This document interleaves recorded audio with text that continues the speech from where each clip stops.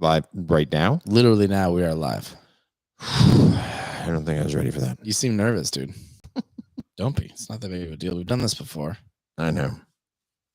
It's at least our fourth time. At least.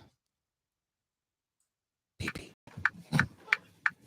Got it. This list sucks. This list sucks. This list sucks. This list sucks. It sucks. Hey, suckers. Welcome back to This List Sucks. Thanks for sucking right along with us. Uh-huh. Mhm. It's been a minute since we've sucked, but we're ready to 2 weeks. suck hard. Yeah, we are. We rested our mouths, our sucking embouchures. We're prepared to go. I prefer oral orifice, but I mean, I That guess works if as well. we want to Yeah, sorry to be so uncivilized. play there. around with all these other silly terms. I feel out of sorts. I feel like usually we're looking the other way. You know, like usually This I is set up on weird. that side of the table, and This you're is weird. Yeah, like I'm gonna keep looking that way, and then having to remind myself for all the time I spend looking into the camera. I feel like I'm getting ready to have the same argument that I have with my wife every time we stay in a hotel and she forces me to sleep on one side of the bed because it's my side of the bed. Yeah, There's no fucking such thing as my side of the bed in a hotel room, sucker. yeah, I know, but we've been That's here before. This is nobody's not a bed. hotel room. we've done the podcast here. That's nobody's bed. That bed's up for grabs. I agree.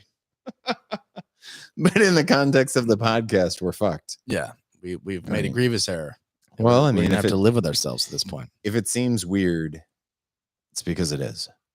I suppose we could always get up and switch.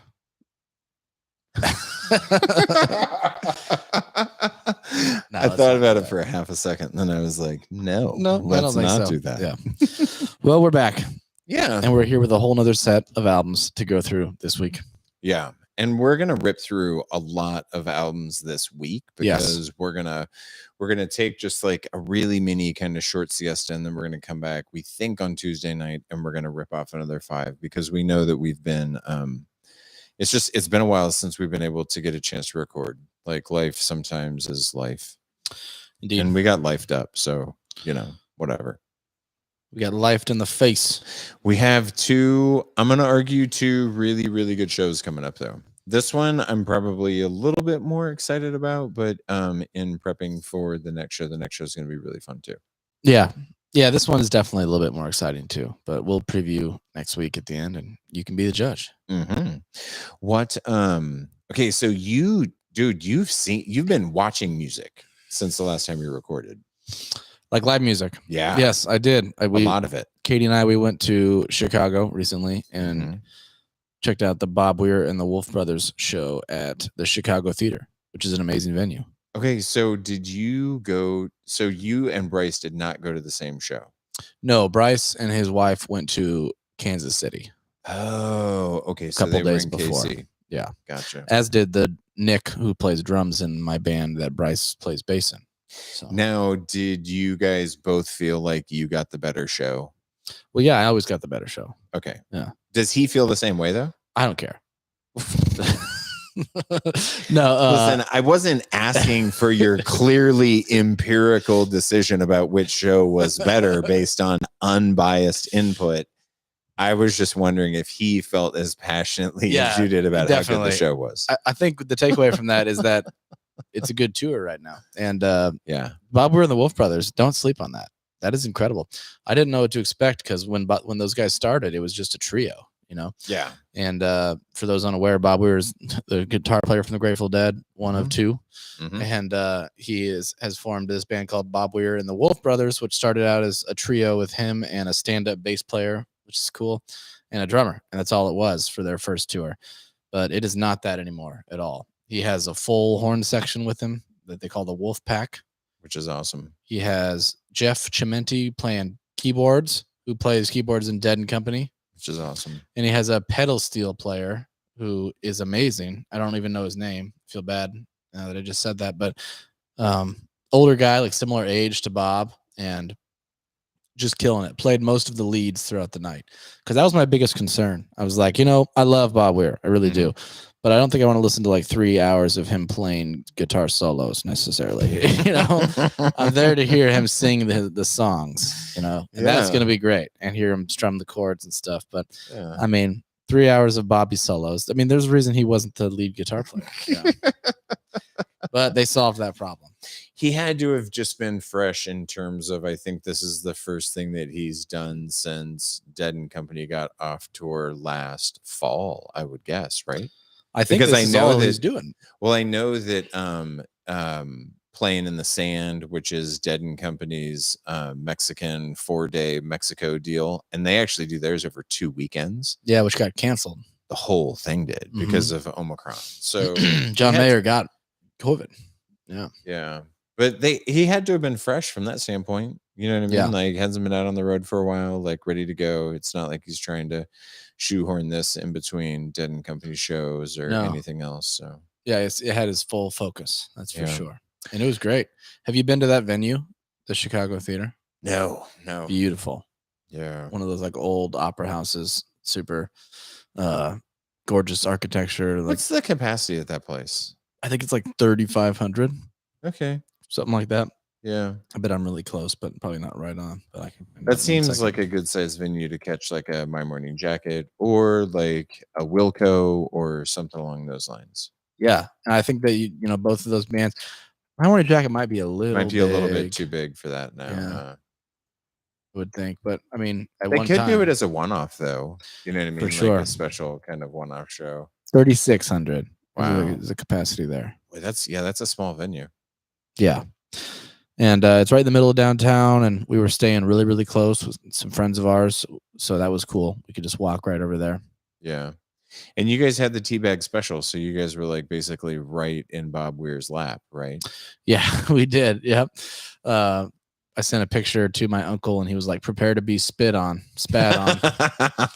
Luckily, I think we avoided any debris, but we were very, very close. I think we were second row behind the pit. So there was like an orchestra pit that had some people in it, but which I don't think that was available for purchase. Must have been friends and family situation. That's super cool though, being that close. Yeah. Very cool. How about you? I have done no live music, sadly. I'm going to be shut out until the end of April, I think. Although there's an off chance that I might try and run down to Kansas City on April 9th because Girl Talk is playing, and that's a Saturday night, and that would just be like a really, really fun party to go and like party at. Yeah. But if I don't make it to that party, I am going to be going on April 23rd because that's Mikey's birthday present because they're playing in Emos in Austin, which is a fuck you tiny little club. And that place is going to turn into, it's going to be the greatest house party since the last time that Girl Talk made a house party in Austin. You're going on Girl Talk tour. Yes, basically. Wow. Have fun with that. He's so much fun, dude. It is. Yeah. It's so much fun. I only saw him one time, and it was from outside the gates of 8035. Yeah. It's a party in a box. I believe it. Yeah. Good time. Yeah. And then I hope after you get that, to go it'll down be to Sweetwater. Kansas City. Yeah. Yeah, Sweetwater. It'll be Sweetwater 420 after that. So, which is very exciting. Yeah. That'll be a good one. How about new music? You listen to anything new? Yeah, I listened to the new Trey. Oh, I Did you didn't do even the listen new to it Trey? yet. Is it any good? Yeah. Yeah, it's good. I mean, it's acoustic Trey. Your voice went up when you said that. You said, yeah. I mean, it's acoustic Trey, right? Which that's. Do you see any of the songs on that album making their way into the Live Fish catalog? Yes. Because some of them already have, or no? No, I didn't recognize any of them from any show, but there's definitely going to be some of those that wind up as first set coolers. Cool. Yeah, and I won't be upset. upset about it. I never am, No. Yeah, especially first set, Yeah, there's lots of shades in there. Does that make sense? Shade is a good song. I love Shade. I love Shade. But if you had an entire album full of shades and I had not heard it before, and I was like, yo, what did you think about the new Trey record? What would you say? It's good. That's what I would say. Just like that. It's good. Yeah. Yep. It is. Although if they all have hooks as good as Shade, I mean, that is a hell of a chorus. I do love, and I just love the messaging behind that too. Yeah. And I think there is some of that because I've listened to it. I mean, I probably listened to it 3 times. Wow. Yeah. I need to get on that. Yeah, and it's good. But that's really the only new music that I would say I've listened to. I've got a bunch of new vinyl. I was gonna say, I know we both got some new vinyl. Yeah. We stopped down yesterday together to Vinyl Cup here in Des Moines. Yeah. And both got a good stack. And I made a run to Waterloo over the course of the past couple of weeks down in Austin, and I scored myself a couple more. Like nothing, a lot of hip hop down there. I mean, not Solomon, not only hip hop, but a lot of hip hop. Yeah. We ended up going to Triple Z later in the afternoon and picked up about 45 more Elvis records yesterday. No, they were in abundance there. Yeah, big time. Nice. I mean, we probably got 12. Seriously, the 45 was obviously a joke, but how many you think we got, Katie? 12, 15? Oh, okay. Oh, some Garth too. Yeah, brand new, like sealed. Yeah. Yes. Okay. So everybody. So JB and I, we all met up at Vinyl Cup, and we were digging through everything at Vinyl Cup because yesterday was Katie's dad's birthday, and he's big into Elvis and big into Garth, and so that was what the hunt was for. Yeah. Just Elvis and Garth. Yeah. Strictly. I mean, sometimes if you play him Johnny Cash, he won't beat you up. Or Pink Floyd. Yeah. Interesting combination. I'm glad that that's in there. It makes your visits mildly more entertaining. Yeah, exactly, for sure. So yeah, I can't really remember, man. Yeah, I can't remember for the life of me what I wound up buying whenever I went to Waterloo. But yesterday, I did pick up. I was really excited about it, and I don't think that you were nearly as excited as I was about Czarface and MF Doom. And I spun that this morning, and man, I'm just not as familiar. I mean, with MF Doom for sure, but Czarface, not really familiar. Is he the one Mikey turned you on to? Yes. Yeah. And it's basically Inspector Deck from Wu-Tang Clan is one of the MCs, and there's this guy named 7L, and then like an MC by the name of Esoteric. So it's really three guys that kind of operate under the pseudonym of Czarface, which is like this comic book hero. It's really, it's very involved. It's fun when they do it like that. It's kind of throwback to Wu-Tang. It is. But are they the ones that started that thing in hip hop? Yeah, I would say so. Probably, right? Yeah, definitely. With the weird pseudonyms and stuff like that. Yeah, and the aliases.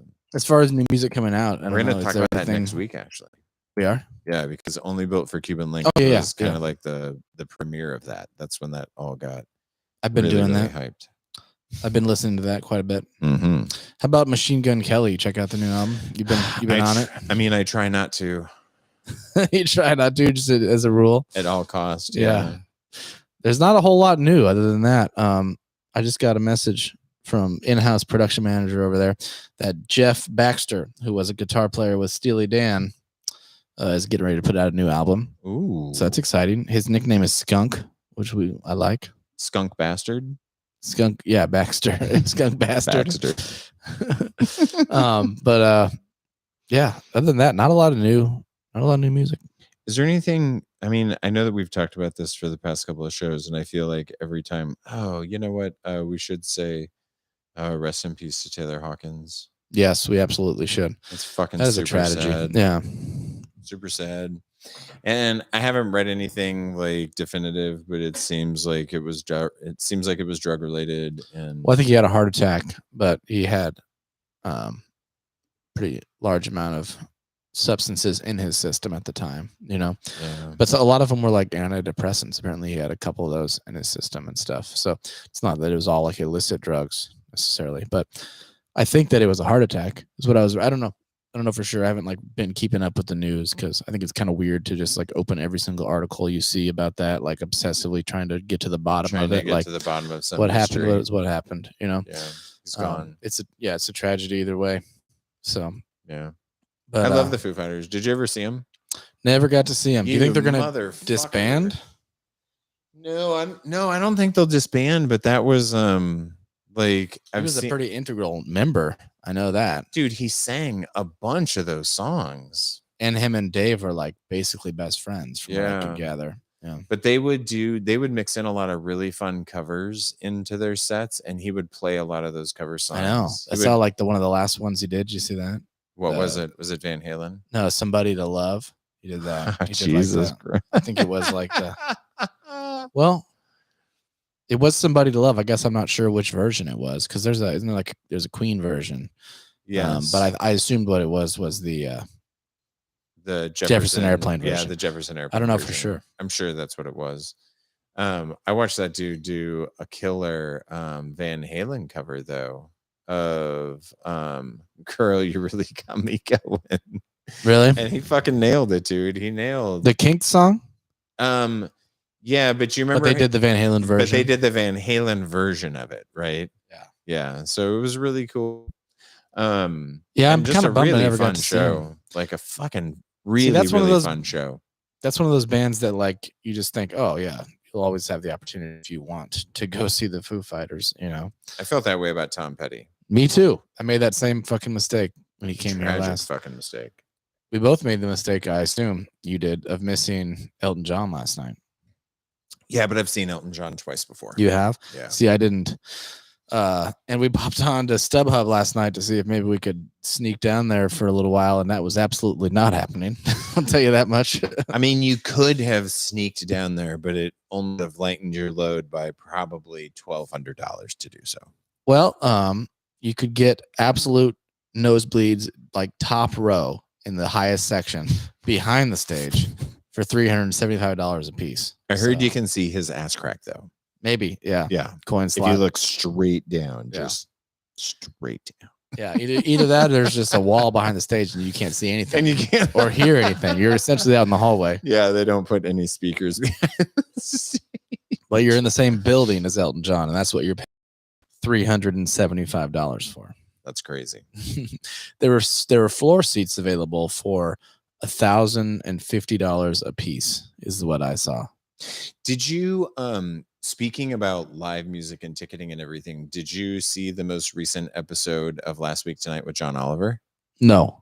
John Oliver does a substantial takedown of Ticketmaster. Good. Yeah. Somebody fucking needed to, although I'm sure it's not going to make any difference. I'm sure it won't make any difference either. I had the exact same notion and thoughts that you just had. I was like, this is awesome that now everybody knows the same thing that like that concert enthusiasts have known for a very long time.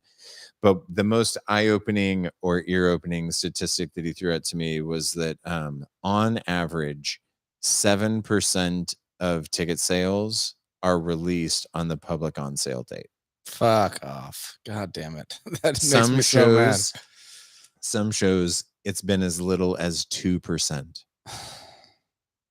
That is so ridiculous. And the rest of the tickets basically get divided up between the band and their own aftermarket dealer that they have. Well, yeah, Tickets Now or whatever. Those brokers then turn around. They use Ticketmaster, which has its own secondary market. Which shouldn't be allowed, right? They use SeatGeek. It's so crazy that they have their own that's an obvious like conflict of interest. I have a fix. Every ticket that gets purchased has to be attached to some type of government ID. But then how does it work when you resell them? If you just reselling like your tickets, do you resell it to another person with another government issued ID, and you can't ever resell it above face. Yeah, I mean that's a great fix. It seems like that's probably how things will eventually end up. If we're willing to make people show a government ID to vote, yeah, you need to fucking show a government ID to buy a ticket, motherfucker. Yeah. Right? Well, yeah. I mean, I feel like that's how things will probably eventually end up, but we're in this just like wild, wild west of ticket sales right now where people could make thousands of dollars. And that's why I don't think it's going to go that way for a long time. Because right now, like everybody's benefiting. The artist is benefiting, the producers, the production companies are benefiting, Ticketmaster's benefiting immensely. Live Nation, think about Live Nation and all the venues that they own. The fact that they fucking own Ticketmaster. So they own every step along the way if you want to play at certain venues. But the only reason why they don't get railed with antitrust is because they're like, well, You don't have to play at a Live Nation venue. Yeah, but you do. fucking cocksucker. Yeah. Yeah, you don't exactly. have to play at a Live Nation venue. That's bullshit. Dickheads. I saw a meme the other day, and I can't remember like the exact wording of it, but it was like a guy that was playing his water bill, and he was like, "How is there a Ticketmaster convenience fee on my water bill?" That was one thing that John Oliver was talking about, was legislation that breaks down the service fees, like what all goes into those service fees. Yeah. And the thing is yeah, you can do that, but I don't even give a fuck. What, you're just going to tell me that some of that money goes to 18 different people? Yeah.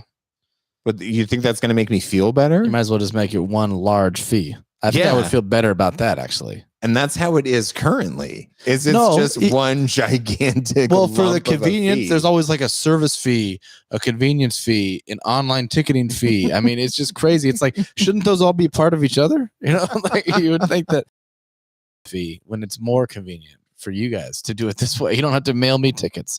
The sad part is that I think even if you went to most bands and said, okay, I have a way to fix this, you have to have a government ID. You can only buy tickets up to the limit with a single government ID, and that's going to fix pirating. I think if you went to most bands would be like, bro, I don't want to do that. Yeah. Because of how much money they're making with Excuse their me. like block of tickets that they get to turn around and fucking sell on StubHub. The band themselves, you think, is putting tickets on StubHub? Chris Stapleton like copped to it during an interview with Howard Stern. Really? He said it's built into his contract that he gets a certain block of tickets for every venue that they play at. That they just automatically sell on aftermarket sites and just make outrageous spreads on. Yep. They hire brokers. They sell them through ticket brokers. That's fucked up. Didn't Pearl Jam do something? Yeah, back in like 94. They basically created their own version of Ticketmaster. And to this day, they're still using it? No, fuck no. They haven't used it in ages. They're Oh. a fucking Live Nation hack band now. Remember, bro, they what have their happened? own channel on fucking Sirius XM. If you Yeah. have your own channel on Sirius XM, you've sold out to Live Nation. You have definitely sucked the dick of That's Live right. Nation. Which I don't begrudge them that. Like everybody on like the fish subreddits and everything loves to shit on how much money Fish makes. I don't. I'm super happy for them.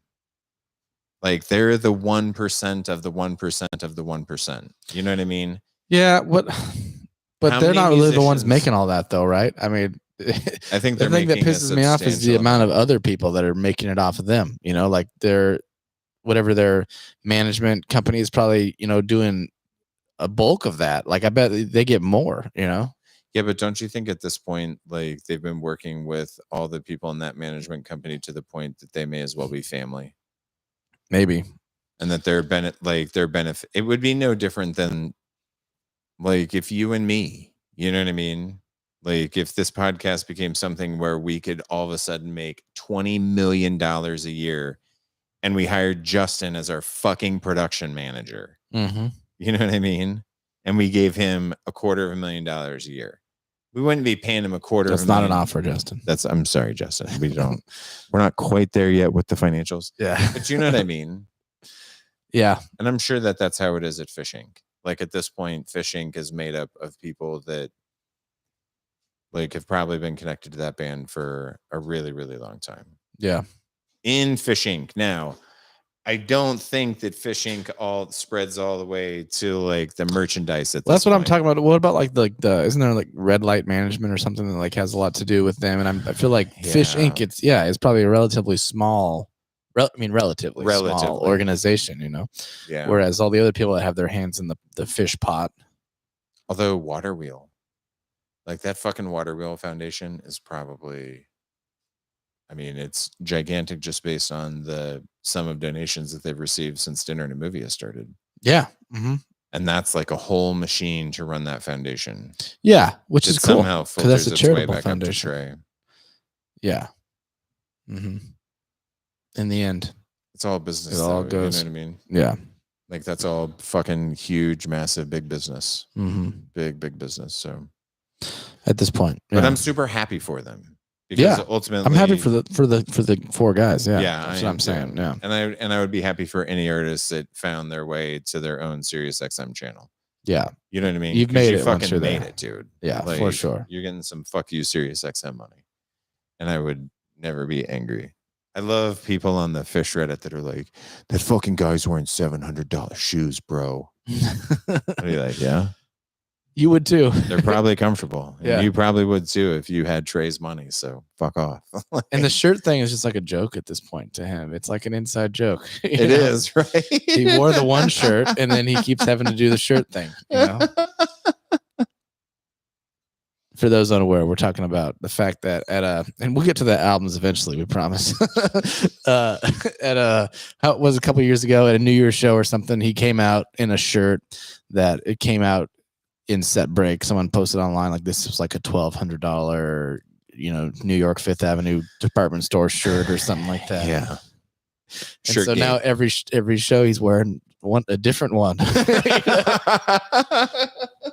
Because he can. Just to show how many $1,200 shirts he owns or something like that. Okay. Yeah.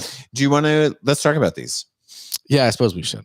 because I really want to talk about number 225. Okay. So for people that are just tuning in, congratulations. This is the very first show that we've ever done about Rolling Stone's greatest 500 albums of all time. But we somehow chose to start at number. We rolled a 500 sided die, and we're going to start at number 225. So this is our maiden voyage, and we're going to be covering 5 albums a week. This week, 225 through 221. And so we'll get right into it. Released in 2001, 225 is Wilco's release Yankee Hotel Foxtrot. Rolling Stone says when Reprise Record refused to release Yankee Hotel Foxtrot, Wilco posted it for free on the internet. 200,000 downloads later, None Such Records, owned by the same company as Reprise, released the album, and it became critical and commercial gold. Its pretty acoustic guitar melodies battled noise, skidded into dissonance, or got chopped off abruptly. Its lyrics pitted hope against doubt with all bets off. Quote, "You have to learn how to die," end quote, crooned Jeff Tweedy, "if you wanna be alive." Which you were familiar with this, right? Yeah. Mm-hmm. Already loved it. Yeah. What do you I mean, not to jump too far ahead of the gun on this, but were you expecting to see it at about this level? No. I'd say once we hit, like, not that I was like constantly thinking, when are we going to see Wilco, but like, I guess I would have been really surprised to see it anywhere above like 300, to tell you the truth. Oh, wow. Okay. Just because I didn't realize that people would, give Wilco that amount of credit to put them this high. I mean, this is in the top half of the 500 greatest albums of all time, Yeah. Not that I disagree with it. That's not what I'm trying to say at all. I'm just saying I wouldn't have expected it, Yeah.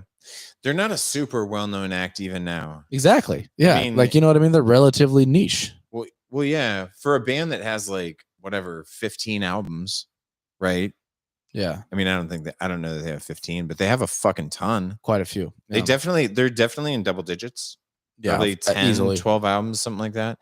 And so given how many records they've released and how big of a following they have, because I do think they have like a pretty cultish they absolutely following. do. I mean, like not everybody is going to know who Wilco is, but they have the kind of following that they could host an event in Mexico and sell it out. Yes. Yeah. I love this record. This is absolutely one of my favorite records. This is the first record that I really got into Wilco with. And so it has like this kind of near and dear place in my heart. Yeah. I just love, first of all, the songwriting is incredible on it. Like, yeah. Just most of the songs I love. There's a couple that maybe didn't stick out as much, but for the most part, I love almost every song. But I also just love the way that they're combining like simple acoustic songs. Acoustic rock. It's not really folk. I mean, maybe indie rock is the right way to put it. There's elements, but like simple acoustic-y indie rock songs, but like with weird psychedelic noise, Yeah. And like in like a interesting juxtapositional way, They've positioned Americana opposite a Velvet Underground type of cacophonous thing at times. Yeah.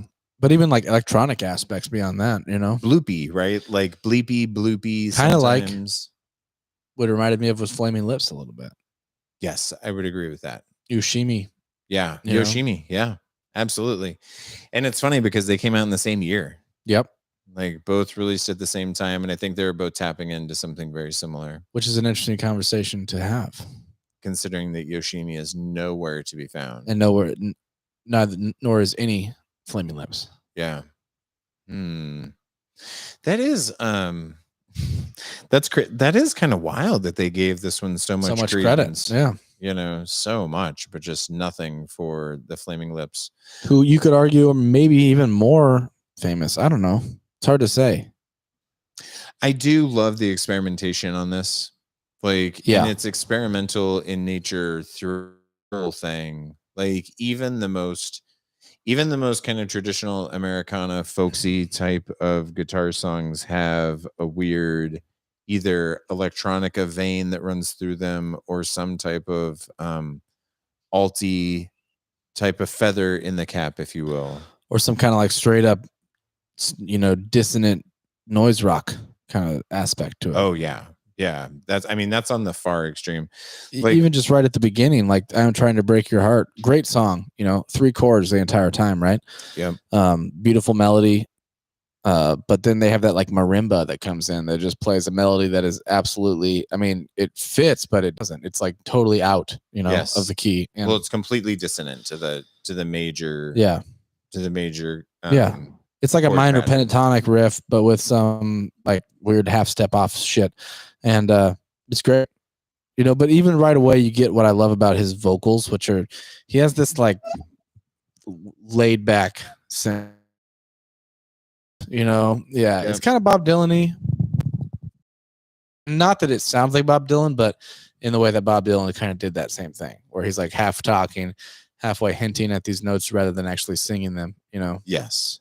Yeah. Nothing like Dylan, but certainly tangential to it. Yeah. In a way. 5 stars for me. 5 stars I'm too. Trying to Break Your Heart. Let's get to the 5 stars out of the way. What were the 5-star songs you had?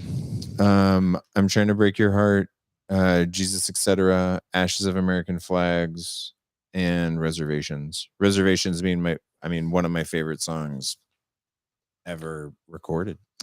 Well, by a band. I think I forgot to star that because I remember liking that, and I have some good notes, but I have 0 stars on it, which certainly was not intentional. I think that was just the last song, and I was like, "All right, done here," and I forgot to fucking. But I had 5 stars on "I'm Trying to Break Your Heart," 5 stars on Jesus, etc., and that was it actually.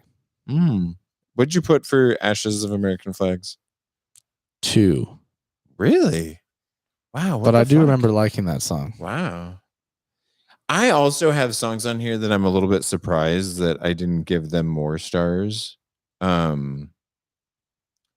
Just because when I think about them, I really, really love the songs like Poor Places. I really, really love Poor Places. And I gave it 3 stars, but I gave that one 1 star, but I liked it too.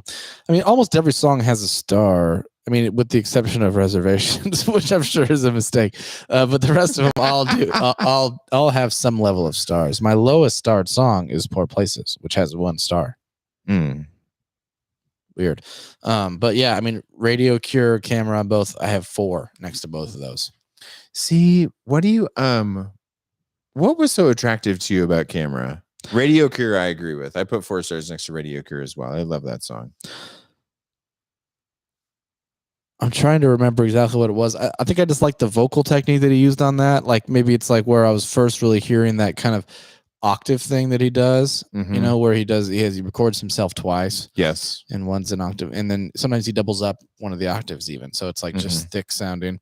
It's just a great chord progression. And I'm kind of remembering. Yeah.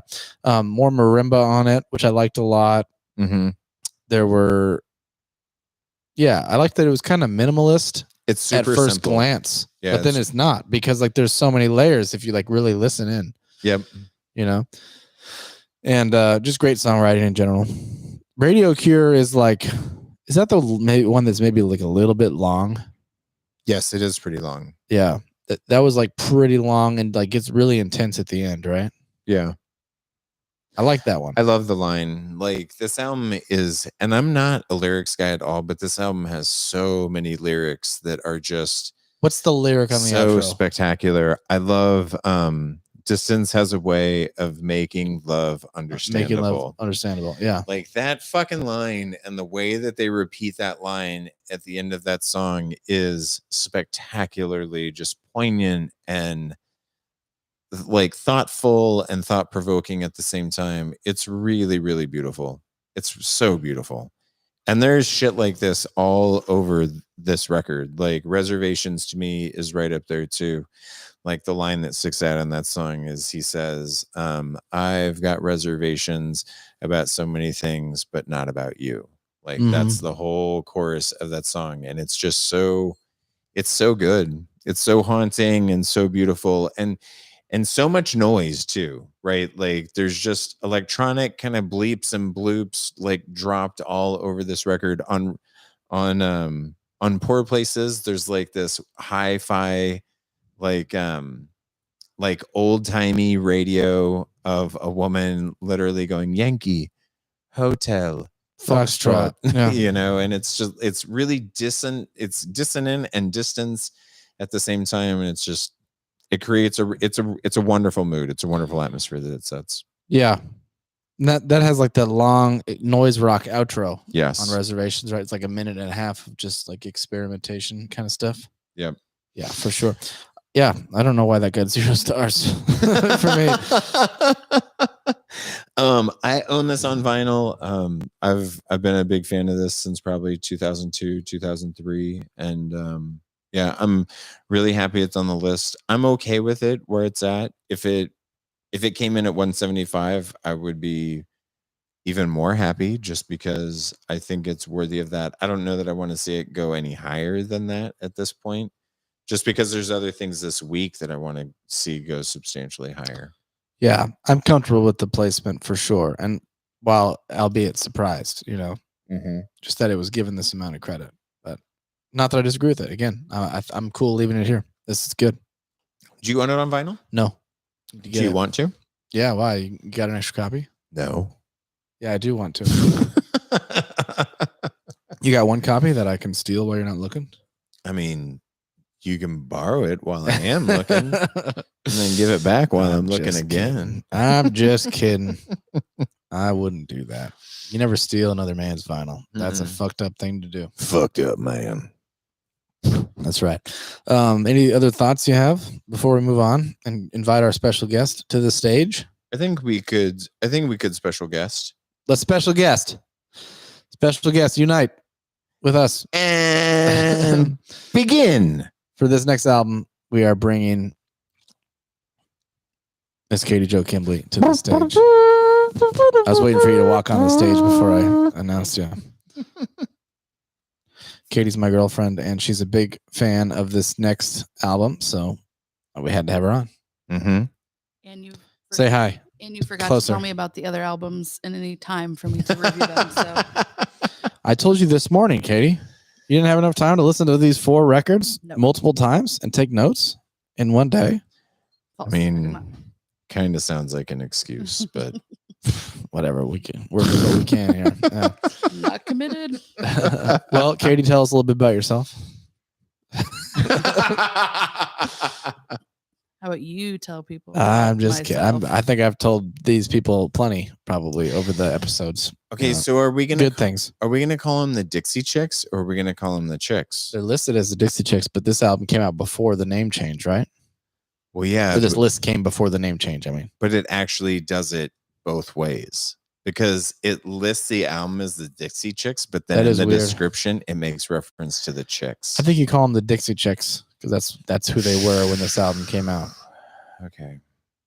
I don't think anyone's gonna care. Wow. Mike cares. She's talking shit about our listener. Yeah, apparently. Okay. No, I would never do that.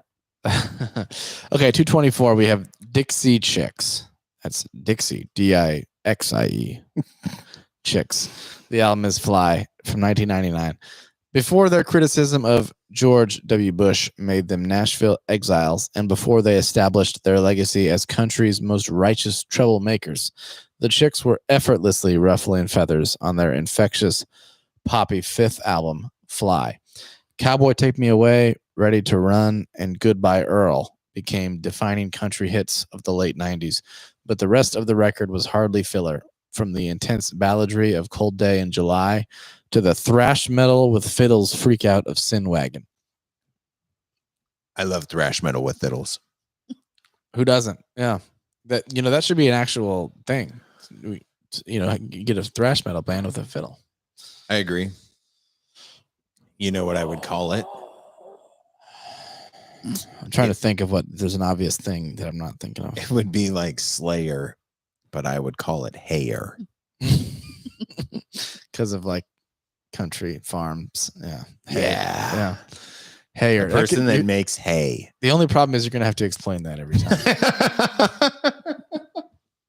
It'd be like, are you talking about hair, boy? No, you mean sir. hair? Not hair. So yeah, Dixie Chicks. Katie, you love this album, don't you? I mean, I really do like the Chicks or the Dixie Chicks, whatever. I think you could say the Chicks because that's what they're called now. But I just call them because when they released dropped this album. Dixie because it's just not very politically. Because They felt bad racist. about it. Yeah. Yeah. It's not very nice. They felt bad. Which I don't know that they should really feel all that bad about it, but that's cool if they want to change their names. Whatever they want to do. Yeah. We'll call you whatever they want us to call you. Yeah. I had almost no familiarity with this record whatsoever. I mean, I knew Goodbye Earl. When you I'd were actually listening to it, you heard- didn't know some of the songs? I didn't know most of the songs. Wow. Maybe Katie plays a lot of them, I think. So, I mean, especially the last one, you play that one all the time. There's a couple that I probably can thank Katie for my knowledge of, for sure. Which one's the last one? Literally Let Him Fly. Let Him Fly. She loves that one. She plays that one all the time. She's got a playlist of songs she likes to play, and that's on there. I don't think you're thinking of the same song. I think it's a different version. I think you're thinking of the Patty Griffin Version. Wait, is this a cover? Yeah, Oh, well. it might be, but because I didn't get to go over the album, I don't really remember if that's the same song. I don't think it's the same song. No, it's the same song. It's the it would take an acrobat. I've already tried all that. It's that one. Right. Yeah, two different songs, but I feel like I played the Patty Griffin Let Him Fly.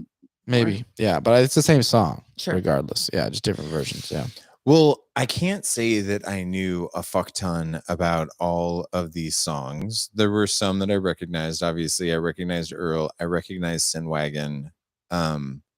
I feel like I should have recognized Ready to Run, but I didn't really recognize Ready to Run. But I have stars all over this motherfucker. It's fun. Like a lot of them. I got a lot of stars too. I mean, most of the songs are 1 or 2 stars for me. I don't have like a whole lot of 4 or 5 star songs, but I do have a couple 3-star songs. I don't have any 4 or 5 star songs, I should say, but I do have a couple 3 stars. I put 4 stars next to Without You. That's a beautiful song. I put Yeah. 1 on there. The vocal performance on that song is fucking fire. So tell us what you like about the album. What your favorite songs are, Katie.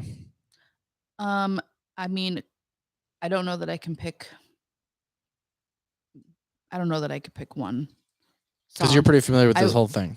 Yeah, definitely. I will say my freshman year at Southeast Polk High School. It was again choir. It's only a female choir. It's a 4-part female choir, and my friend Ashley and Chelsea and I chose "Cowboy Take Me Away," and we did a 3-part harmony on that song, and that's probably why it's my favorite song because we had a fellow student that accompanied us on piano, and we sang that song and learned all 3 parts on our own. That was like part of our like group project. Was separated in groups anywhere between 3 and 10 people.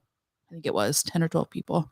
I don't know. I'm Facebook friends with my 9th grade choir teacher. I'll ask her if she remembers. That Yeah, song check in with her. that song had beautiful vocal performances, Mhm. and the fucking fiddle on that song is just enough to melt your face off. Yeah, and I feel like So good. you know, Beautiful fiddle melody. Yeah. yeah, pedal and steel. I mean, my family was, Yeah. especially my dad. 90s country music was, pretty big, and then right after my freshman year in high school, I went and lived with my grandparents, and that's all that's down there in Southwest Iowa is country music or talk radio, and not like the talk radio it's not NPR. It's telling you like,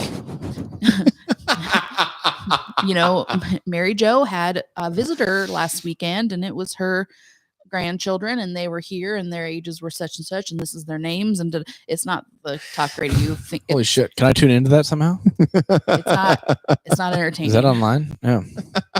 It's not fun.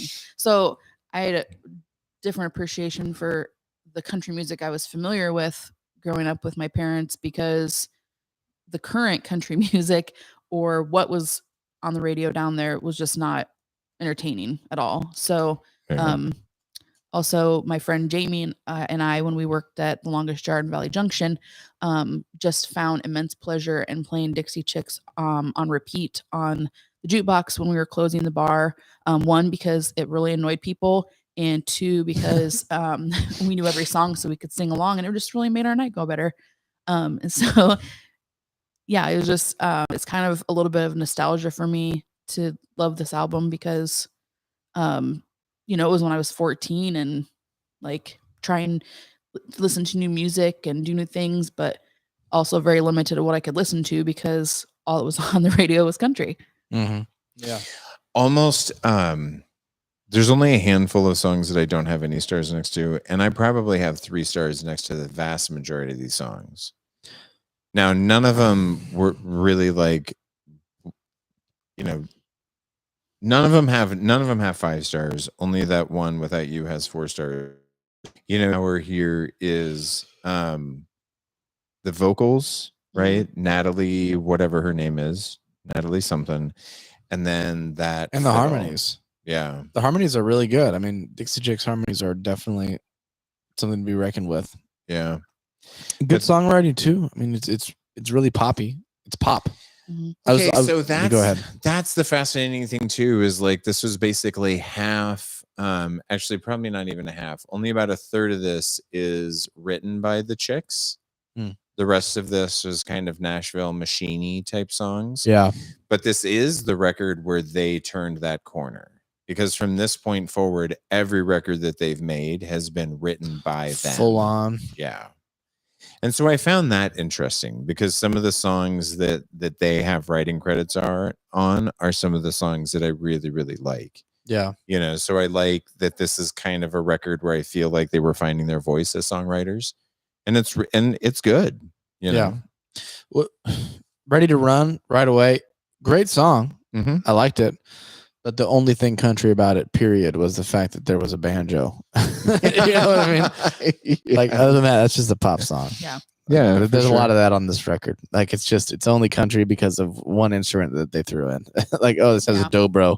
So that's country. They had to keep up with the, Shania Twain having that pop.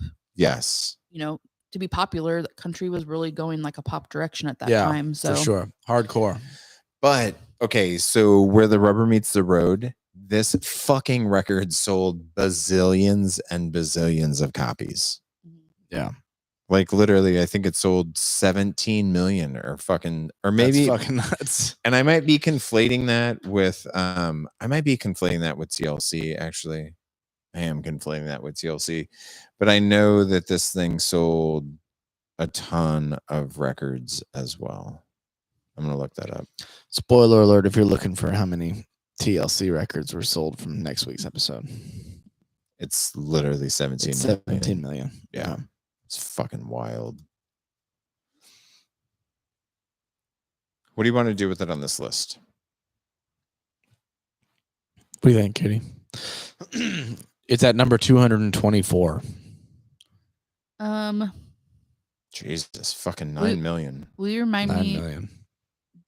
Do we know if there's like Garth Brooks or Reba McEntire? There is no Garth Brooks. There's no Reba McEntire. I am very surprised this album is on this list. There's hardly any country. Yeah. Yeah. I can't wait to do that dissection episode that we were talking about just the other day, because when we get done with this fucking all the bullshit on this list, we're going to go through and like look how many albums different genres had and kind of dissect this list a little bit. But I'm pretty sure the country is going to be less than 20. Yeah. I think so. Yeah, possibly.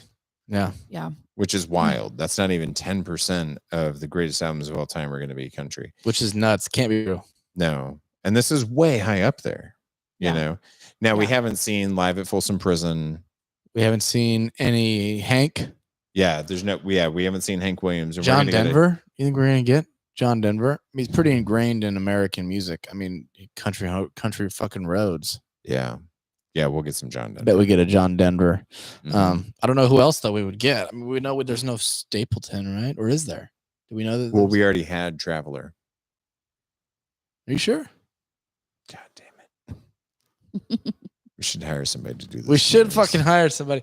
Like, this is too many albums to manage on our own. I know. We're just two guys. I mean, personally, I think this album should be on a list. This list, I'm not certain, but I'm very surprised it's this high up. I don't have a problem with it being on this list. I do think it's pretty high, but I think that the only reason I think that is because of what we're talking about, the fact that there's so little country. I think if there was a real, a more accurate representation of country, because country's had just a massive impact on music in general, for sure, in America especially, and like I think that this is good. I don't want to see it drop down too much, Yeah, I'm just surprised based on the lack of country music that this Yeah. is where it lands. But Yeah. I am too. You think it should be? What do you want it?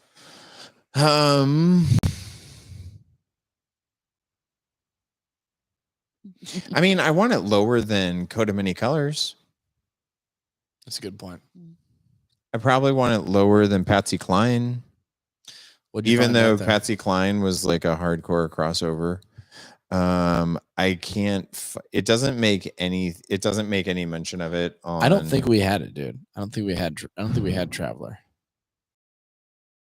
I don't remember him being mentioned on that snub list. There's no way it's still coming, right? I mean, I certainly wouldn't think so. Would you be surprised if Chris Stapleton Traveler was higher than this on the list? yes, It is fucking good record. I would be surprised. What about Goodbye Earl? You like that one? I thought it was fun when it came out. But I think the older I get or the older I got and the more I realized,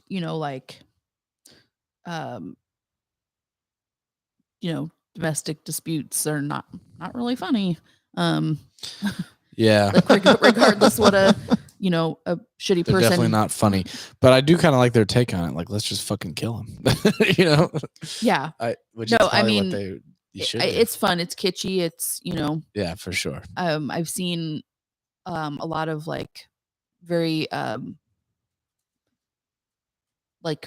funny photo shoots that have been done off of it, like two girlfriends cheersing some bush lights with some like shovels Earl's and gravestone or something. no, just like a tarp wrapped up around something that could be a body, and they're just leaning on some shovels like some good old girls. Yeah, like a bush light. It's funny, it's kitschy, it's whatever. I But like that song. It's kind of their way of making a statement, yeah, but it's I mean, domestic violence isn't really funny, no matter how who the shitty person is. It's but it is not on there. It was I've fun. given up hope. I don't think it's on there. I don't think we've had it yet. Okay. At least I don't remember having it. I'm going to trust somebody else on the internet to find out whether or not we've done that. For you. Yeah. Somebody tell us. I feel like we have. Yeah. I'm cool with this being on the list. I think it probably needs to be somewhere between 300 and 400 though. I think there should be more country, Yeah. I think that it's just so jarringly high because of the lack of country. Yeah. You know what I mean? Like, I think if there was a lot more country, you wouldn't bat an eye at it being this high. I mean, maybe. I guess it depends on what the other country is, Yeah, right? and And where like it where lands it's on the placed. list. Yeah, For absolutely. sure. Because if there was more country, then those big heavy hitters that we've had would be higher. Like Coat of Many Colors would be higher. Yeah.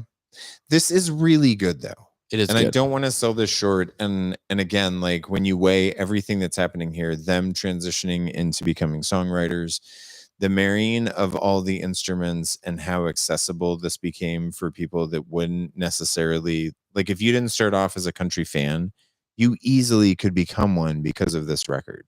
Yeah, I would say Dixie Chicks were my gateway drug to bluegrass music. Yeah, absolutely. There's right? definitely some of that here. Mm-hmm.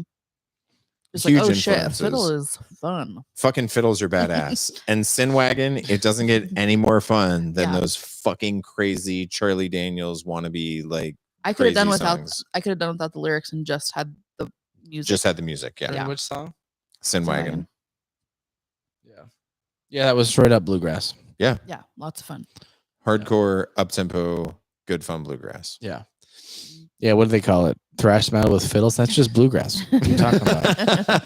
It's a whole genre of music that is called that. That's right. Stop selling it short, motherfuckers. Are you going to buy the vinyl? I would. Yeah, I would, especially because Katie likes it so much and we kind of share our record collection at this point. So I would say, yeah, we'll probably buy it. Would you? If I found it used, I'd probably pick it up used because I do enjoy it. Like, again, all the songs are really well done. You know, there's nothing that you could possibly bitch about here in terms of quality. You know, What if you found it used with a sticker that said light scratches? No, You don't fuck with that at all? I don't fuck with light scratches, dude. Yeah.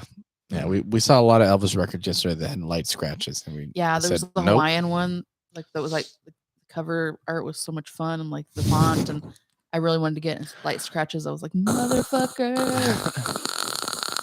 Yeah, we don't fuck with light scratches. But it turns out my dad went from 3 records to like 15 yesterday. So and he immediately went home, put on a record. Yeah, he did. Yep. Yeah. And sent me a video of it. So he's happy. Well, any final thoughts on Dixie Chicks? Love him.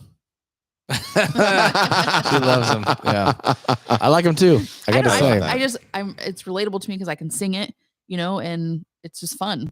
You know, it wasn't like sad. It's not sad country music, you know. Yeah.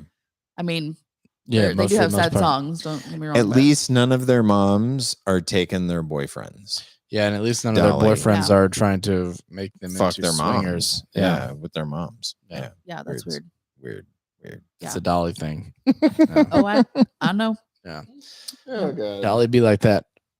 Yeah, your girl. The only other thing is you just become an accomplice to murder, and that's that is fine. Mhm. Yeah, that's normal. Yeah. It's kind of the progression of songs. Well, Katie, thank you so much for joining us. Thank you, Katie. Thank you For this album. Yeah. Thank you for giving me so much time to prepare for this. Oh yeah, no problem. I mean, you had plenty. Yeah. My whole life I've been waiting for this. That's right. Yeah, I figured you were ready for it. So we're gonna continue on, but thank you so much for stepping in on this one, and we'll see you again at some point for sure. Mm-hmm. All right, back to 1971 for number 223. We're going to be talking about John Lennon's album Imagine. Rolling Stone says, after the primal scream therapy of Plastic Ono Band, see number 85, Lennon softened up on his second solo album. There's still the stinging Give Me Some Truth and his evisceration of Paul McCartney on How Do You Sleep, both featuring George Harrison on guitar, but there's also the aching soul of Jealous Guy and the irresistible Oh Yoko. Imagine is self-consciously luminescent, pointedly embraceable. Lennon said of the title track, now I understand what you have to do. Put your political message across with a little honey. So you didn't really know this album? No, not really. I mean, everybody knows Imagine. Did you know any of their songs?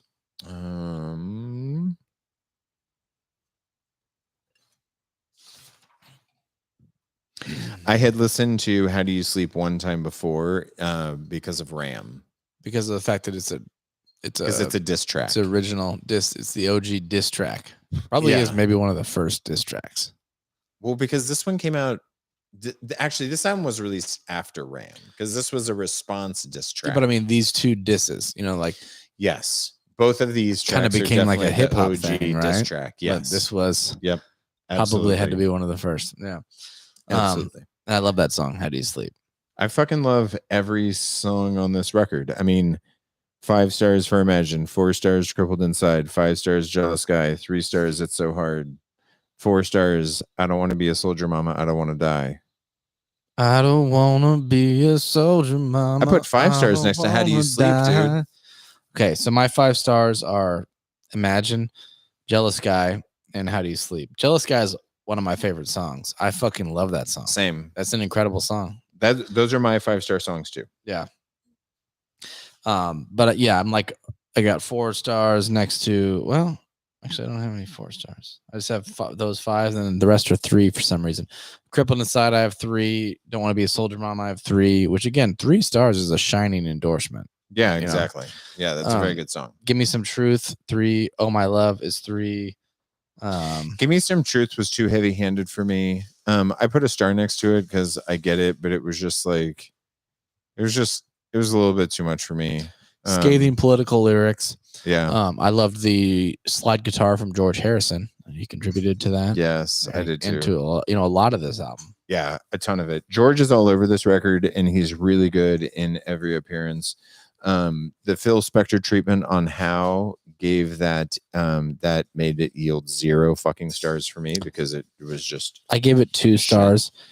There was a lot of wall of sound there, but it was very reminiscent of The Long and Winding Road. It even had the same hits, the dun dun dun dun, which I love that song. So, so you were like, I'll take a song that's just like it, but not it. And yeah, because it made me think of it. So I was like, you know what? If you can even make me think of that 12-star song, Long and Winding Road, then I'm probably going to give you some amount of stars. Oh, man. See, I do the exact opposite. I'm like, oh, you're trying to rip yourself off, you dickhead? You're just stealing from yourself now, asshole. I think Paul wrote that song.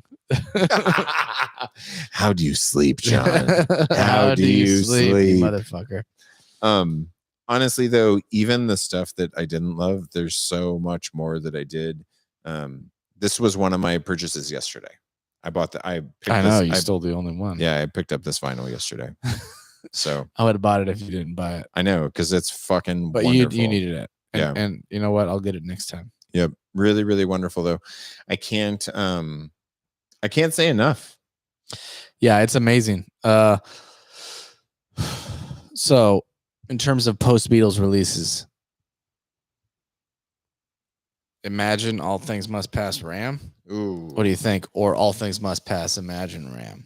It's not going to be the other way. Like, neither of us want Ram higher than bottom. Fuck no. Right? Ram is definitely the fuck last. You, Paul McCartney. Yes. Fake Paul McCartney. Fuck you. We like Paul McCartney. To me, All Things Must Pass is higher than this, though. I think I'm Team Imagine. Are you really? I think so. As much as I love... Tell me why. Because you might be able... there is one thing that you can tell me where I would say, I agree, but... So please tell me why. Well, I can't wait to hear what that is, but I don't even know if I have a good reason. There's just something about John Lennon and his songwriting and his spirit that I just somehow supersedes every other Beatle for me. You're right. That is bullshit. Well, you didn't even let me finish. No, you were finished. You had nothing. It was all bullshit. I'm going to mute his mic right now. Sorry, guys, for the disruption here. Yeah, I mean, it just comes down to the songwriting. Like, there are songs here that I feel stronger about than any of the songs on All Things Must Pass. Like, All Things Must Pass is incredible. It's a huge release. There's so many songs on it in general, and they're all really good, and I love it. But, like, there are songs on this that I like better than any song on that one, for sure. I like how eclectic the ensemble was that surrounded George Harrison for that entire recording session of All Things Must Pass. Yeah. And that, to me, is what makes that record more special.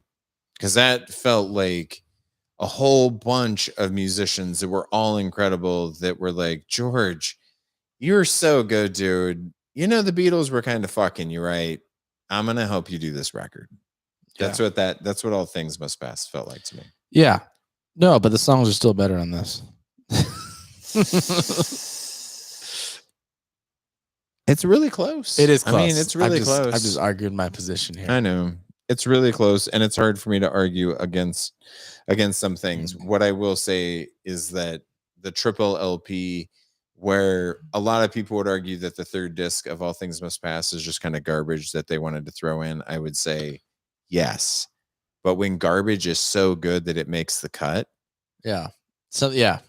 Dude, that's All Things Must Pass is incredible. Right? Like, I'm totally team that too.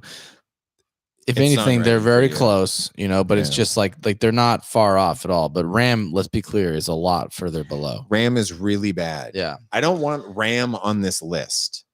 Yeah. I don't think Ram deserves to be on this list. And I even like Paul. Wings deserves to be on this list.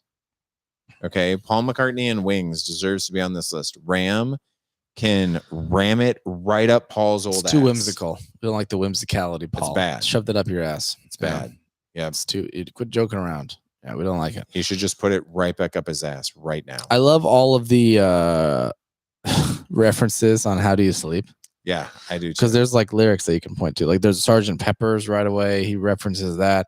Actually, I want to just pull up the lyrics. There's several things. Yeah, because there's a Yesterday rib that he throws in there. And they talk about the whole conspiracy. Yes, about Paul being dead. Yeah. Which I love. That it's a massive self-awareness. takedown. It's a wild fucking massive takedown of Paul. It was like he was like, oh shit, this is how it's gonna be. Well, I'm gonna fuck you up, Paul. Yeah.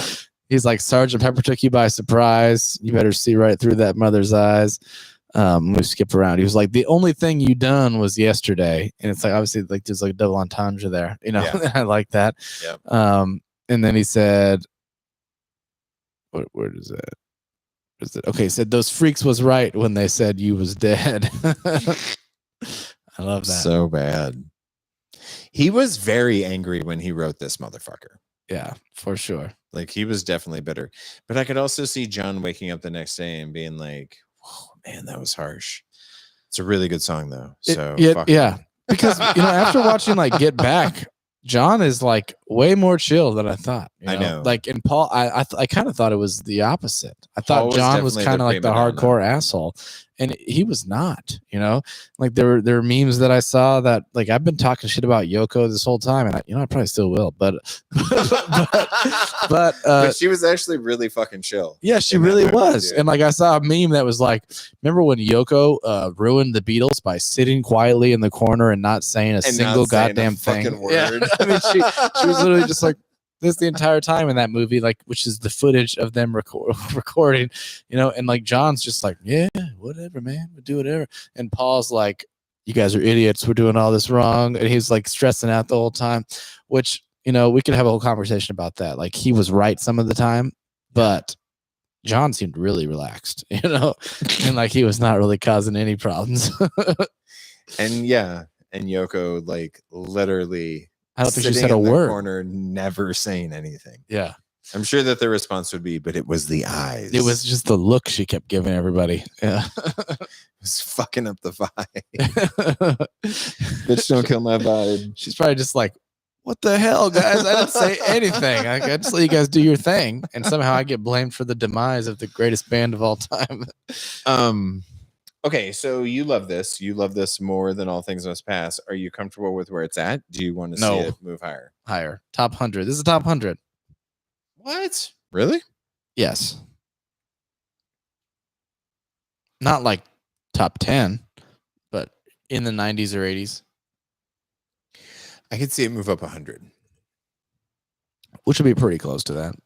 Yeah. And again, let's move All Things Must Pass up too, yeah.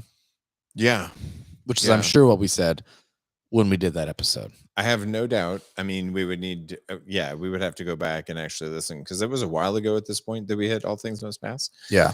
But I know that we were both wanting to move it up. I'll be really curious as we move into the top 100. Like, what are we going to get when we get there that we say, what the fuck? Why is this up here?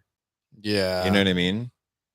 Because I feel like hopefully for the there won't be that past- much of that. I feel like for the past 50, we've been encountering more and more albums week by week that we say, I cannot believe this is here. This needs to be moved up by at least, some gargantuan number. Yeah. So we need to start getting into more records that we're saying, why does this appear here? Because otherwise we've said a lot needs to go here. So we need to make kind of room put our somehow. put the money where the mouth is here and just Yeah. kick some of this shit out. So yeah. It'll be interesting. Goodbye, Dixie Chicks. I'm just kidding. What we should do though, since we're on the topic of John Lennon, we should reiterate our Beatles expectations, like just to kind of Oh. revisit that. So like, what do you think what do you think the order is going to be? When do you think we're going to see our next Beatles? Like, do you think that we're going to hit any Beatles in the 100s, or do you think they're all above 100 at this point? No, I definitely think we get some Beatles in the 100s. Do you think Revolver's in the 100s? I think it's going to be a surprising one, and I do. No, I think Yellow Submarine will probably be next. And then Revolver. Yeah. Or maybe Magical Mystery Tour. Magical Mystery Tour could wind up coming before Revolver. It could be, yeah. But I think Yellow Submarine is the next one that you get. That seems like that is right. I would agree with that. And I think that could come between 150 and 200. Yeah. I could see between 150 and 100 is where you get Revolver and Rubber Soul. What about Magical Mystery? Well, that depends. If that's even on there? No, it's definitely going to be on there. It just depends on where it comes up relative to the others. Because maybe that comes up before Rubber Soul. I think Rubber Soul is going to be pretty high. I think it's going to be higher. That's what I'm saying. I think it'll be higher than Magical Mystery. Could be. And then as far as top, you think Sgt. Pepper's? Or you think Abbey Road is the highest? I hope Abbey Road. Yeah. Abbey Road's That's your my favorite. highest. Yeah. Yeah. We'll see. Yeah. Abbey Road's my highest. I bet you Sgt. Pepper's is higher. It historically it has been. Really? Yeah. I know that in the original list that was ever created, it was number 1. It was number 1. Sgt. Pepper's Lonely Hearts Club Band was the greatest album of all time. In the original 2003 iteration. I can get behind that. Not me. Yeah, I think Abbey Road was number 10. Wow. And that's a travesty of fucking justice. Yeah. It should be number 2. I mean, maybe number 1. Okay. Maybe number 1. Yeah. I mean, honestly, at that point, though, I could go either way. I love them both. Yep. Yeah. Yeah. Should we move on? Yeah. Let's do it. Okay. So coming in at number 222, we have Madonna's Ray of Light from 1998. For her first post-motherhood disc, Madonna and producer William Orbit showed the world that electronica didn't have to be cold. Songs like the title track and Nothing Really Matters are beat-driven but restrained, filled with warmth and wonder. Ray also features Madonna's best singing ever. A ray of light to me is hope, she said, describing her inspiration in making the album. We are zooming forward, but that doesn't mean you can lose touch with the spiritual side of things. She was super religious during this, bro. Religious and like spiritual, like Yeah. really into yoga and like Buddhism and stuff. Yeah. Yeah, Yep. Like Kabbalah, big time. like Hinduism and Buddhism. Ashtanga. Yeah. Like this crazy. Did you know this one? I knew the hits. I knew Frozen. I knew Ray of Light. That's probably it. But that's how most Madonna is to me, with the exception of the very first Madonna records. Yeah. Like I know almost every song on the self-titled album. I know almost every song on Like a Virgin. I know most songs on True Blue. But after that, then it turns into, oh, what were the radio hits? And this one, it was Ray of Light and it was Frozen. And I those feel were like you're really good going to like songs. this one, though. Do you like it a lot? Because it's trip hop. Dude, okay, so William Orbit is a wizard. And he's the reason why all these songs sound the way that they do. Yeah. And I love his production. Like I do love the soundscape that he created with this. In terms of just like how much do I love this record? It's good. It's not my favorite Madonna though, at all. Right. Yeah, it's not even close to my favorite Madonna. I love Madonna's self-titled record and I love Like a Virgin. Those are peak Madonna to me. Because I like dirty, sexy, young Madonna. What's the one we had already? Older, spiritual Madonna, which is fine, but I mean, What's the one? We didn't have Like a Virgin. We had, what did we have? no, we had Like a Prayer. Like a Prayer. I knew it was like a something. Yes, Yeah. it was like a something, but it was Like a Prayer, not Like a Virgin. Yeah. Yeah. And that was fine. It was okay. I'm pretty sure that we're going to get the Immaculate Collection, which is a greatest hits. And honestly, we should probably consider at some point in time discussing the fact that you can just put the Immaculate Collection on here and you don't need to put anything else from Any it. of the rest of them? Yeah, I don't think so. And I don't want to short shrift Madonna as like a legend of pop, because I do think that she's a legend of pop. But however you're going to represent Whitney Houston, that's how you need to represent Madonna too, and that's how you need to represent Janet Jackson too. That's a good point. Like because all of those women kind of did something very similar for pop music. They just did it in their own flavor. You think she's in the same vein or more rock and roll? A little bit more rock and roll. She transcended so many decades. You know what I mean? Like because she needs to be recognized for what she did with Ike, but then she also needs to be recognized for what she did on her own. Or Britney Spears, for that matter, actually. No. Which we already had one. Yeah, I know. That was one too many. I think that's the last Britney Spears. Britney Spears does not deserve a spot on this list. Dude, I wouldn't be surprised if there was another one. No, that's not true. Dude, seriously. It may Baby One More Time, number 113. Yes. Dude, we had that one. Why wouldn't we have? I mean, I don't even like know most of the songs on that one that we had. Baby, one more time. You're laughing, but you're gonna be surprised. We get to this is another bet. We're not gonna make an explicit bet here, but when we get to number in the hundreds, you're gonna see Britney Spears. So everybody, just to be clear for the listeners at home, that's a bet. That's not a bet. But it is one. And if I win, it pays out. Yeah. Okay. Ray of Light. 5 stars. Yes. What about Swim? What track is that? The second track. I put 3 on it. I put 4.5. 4.5. I know. Sometimes I fucking chintz out with these weird half stars when I really, really love a song, but then I think to myself that's too high. Practice. Frozen. How do you get to Carnegie Hall? Practice. Frozen. 3. Really? Yeah. I like the chorus a lot on it. Yeah. That weird kind of chantiness to it. Yeah. Yeah. But the key change was nice. Mm-hmm. Cool, like techno sound effects. Yeah. A lot of this can be described as techno, I feel like. Like it's trip hoppy, but there are techno aspects. This record can be said, this record legitimized dance music to the mass market. Yeah. Does that make sense? But also it legitimized like laid back music. Like she's way more trip hop and electronica. She's way more like vocally very zen. You know, like vocally there's a lot more expression. You know, she's not like singing the big pop choruses necessarily. Well, did you read about that too, though? Because this was the first album that she cut after she did all that work on Evita.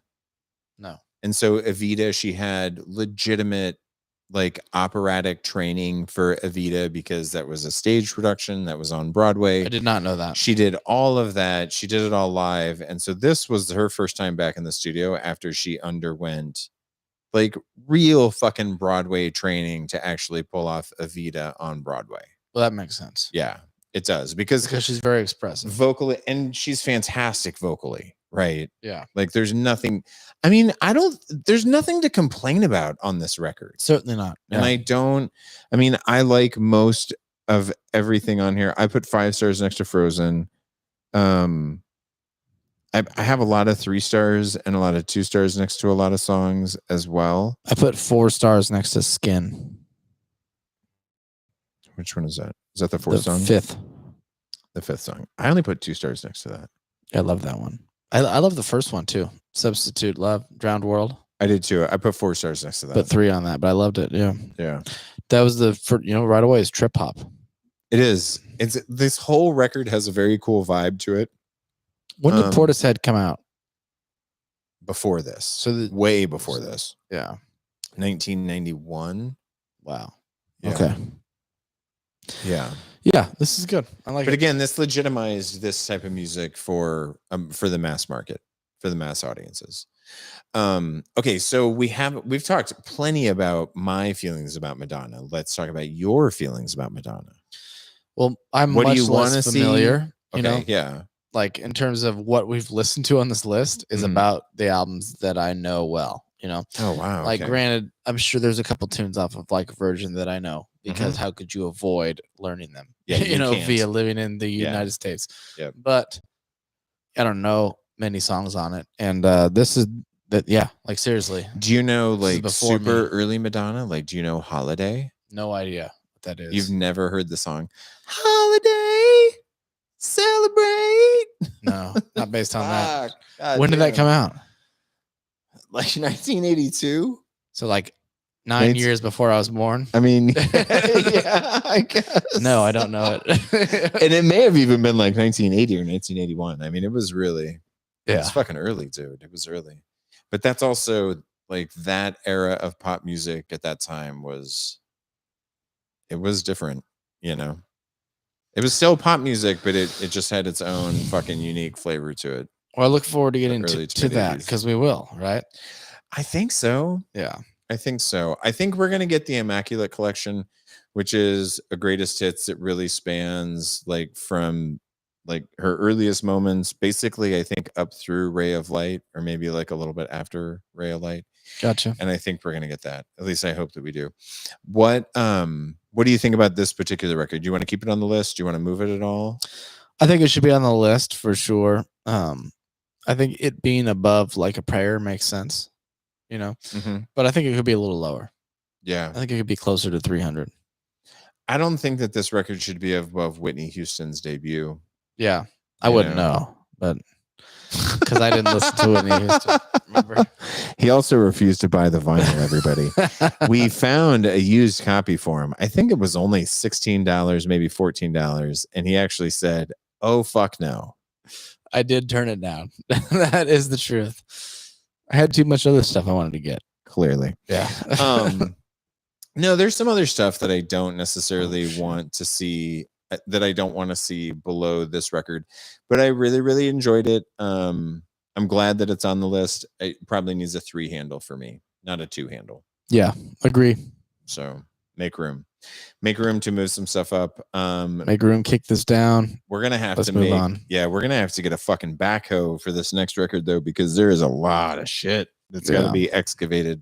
That's right. To make a whole. Number 221, the 1992 release from Rage Against the Machine. Rolling Stone says, I believe in this band's ability to bridge the gap between entertainment and activism, declared Zach De La Rocha, whose radical politics found sympathetic muscle in Tom Morello's howling one guitar army, making a furor unheard since the MC5 and Clash. Killing in the Name took on historical racism within U.S. policing, a message that remains sadly prescient, and songs like Bomb Track and Wake Up were funky fusillades that provided rap rock, or that proved rap rock could change minds, as well as Royal Arena mosh pits. Actually, I think we can make this a really short conversation. Can we just say 5 stars, whole album, done? I mean, basically. Yeah. There's like 2 songs that are not 5 stars. Right. I think that this is probably the highest concentration of stars of any album I've had on this album, on this list.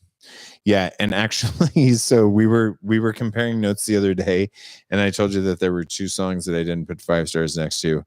Now I'm looking at this, and I actually lied, because I did put 5 stars next to Township Rebellion, and I actually put 4 stars next to Fistful of Steel.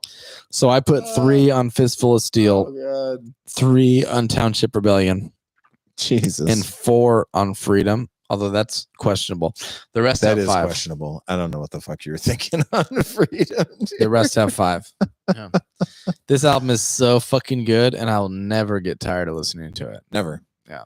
Never. It the thing that stands out to me about this record, because I really tried to think about it, and this is going to be kind of a weird like commentary / criticism, because Rage Against the Machine, I think one of the reasons why this is at least 200 spots too low, in my opinion, is because 200 spots. You want this at number 21? Yeah. Holy shit. God damn it. I got to think about that. Yeah. Go on. This is top 25. Yeah, this is top 25 of all time to me, because when I think about the way that this impacted every male of my generation, I think in a lot of ways, like, what they captured in this record is part of the problem with the political divide in this country. It's still out there. Yeah. And what I mean by that is, like, they were espousing this, like, hyper leftist point of view, but the emotion that they captured was an emotion that everybody was willing and wanted to tap into. Anger. Yeah. Like that really just fucking raw, unbridled anger about something that is like reaching the end of your wits. Yeah. And like just letting. And it's like, it's violence is the only way out. That's how these guys make you feel, at least. Right. Yeah. That violence is the best way out of this at this point. And I think that is January 6th of 2020. Right. It's on the totally polar opposite political spectrum from where Zach De La Rocha was coming from. That's what you're saying. Yeah. But that's the emotion. And that emotion is still alive on both sides. Absolutely. Yeah. Because I'll bet you that if you went in on the right night when the fucking head Klansman was just drunk enough that you could hear killing in the name of, only so that way the white supremacists could get to the part where they say, fuck you, I won't do what you tell me. And they'll scream it at the top of their lungs because they're legitimately saying, yeah, fuck you. Like, I will be a racist bigot for the rest of my life, and you can't tell me any otherwise. Yeah. Does that make sense, though? It totally does make sense, but fuck those guys, obviously. Yeah, no. But, which I know you are on the same team of. Yeah. It does. The sentiment can be widespread for sure. Because I think that's real, like I think that you get this level of anger on every facet of the political spectrum today. And for better or for worse, like I do think that it was them. Yeah. I think they had a huge impact on that. For sure. And I would be lying if I said that most of the times I listen to that song, I don't rewind like 3 or 4 times and listen to that last minute and a half of Killing in the Name. That is a pumped up part of that song. Dude. What's your favorite song on this record? Favorite song? Fuck. Shit. Maybe Bullet in the Head, maybe Take the Power Back. Take the Power Back. Hands down. That's your favorite? Easily. Yeah. It's one of those two for me. I mean, I love Killing in the Name, but that's not Take the Power Back hits. Take the Power Back hits everything. Like lyrically, it's wonderful because it talks about kind of Eurocentric thinking within history classes and critical thinking in general. It has a feature from Maynard from Tool. It does have that. Wait, he's on that one? Yes. I thought he was on Know Your Enemy. He's on Take Your Power Back too. Oh God damn it. He is on Know Your Enemy. The ending to Take Your Power Back though is fantastic. Oh yeah, like that whole bridge section. Yes. Dude. Oh, but Maynard's feature in Know Your Enemy is fucking fantastic. It is. And the dude, Bullet in Your Head is killer too, don't you think? Yeah. Just victims of the in-house drive-by. They say jump, you say how high. That's You've right. never seen them, right? You've never seen Rage Against the Machine. I have not seen them. You should. Have you seen them? Yeah, multiple times. Yeah. And you have tickets to see them again this year. I do. You? Yeah. I do at Alpine. Listen, if I can't make that show, I'll definitely give you one. Yeah. Yeah. Well. So hold the date. Yeah. Because there's a really good chance that I won't be able to fucking make that show. When is that show? July 14th, I think. It's a Saturday night in July. I'm getting a shaking of the head from Katie Joe over there. So I think we're tied up. We're tied up. Camp Euphoria. Oh, yeah. It's the last Camp Euphoria. Silly goose. Of all time. That's unfortunate. One of the best, one of the best shows I've ever seen. That's amazing. I have to see that at some point. Have to. Yeah, multiple times over. Yeah. My favorite appearance was at the Free Tibetan Festival in Golden Gate Park in San Francisco. What year was that? 1992. Dude, you saw Rage Against the Machine in 1992? Yeah. Holy fuck. Beastie Boys was the headliner. That is so crazy. That was a wild festival, dude. That was a really good time. So he broke down in the middle of Bullet in the Head and was talking crazy shit about how we were arming South, what the fuck was it? Nicaraguan or Honduras communists, and the Clinton administration was fucked up for doing it. So it had to have been later than that. It had to have been maybe 1993. I absolutely did not realize that you had seen Rage Against the Machine in that kind of era, dude. That is insane.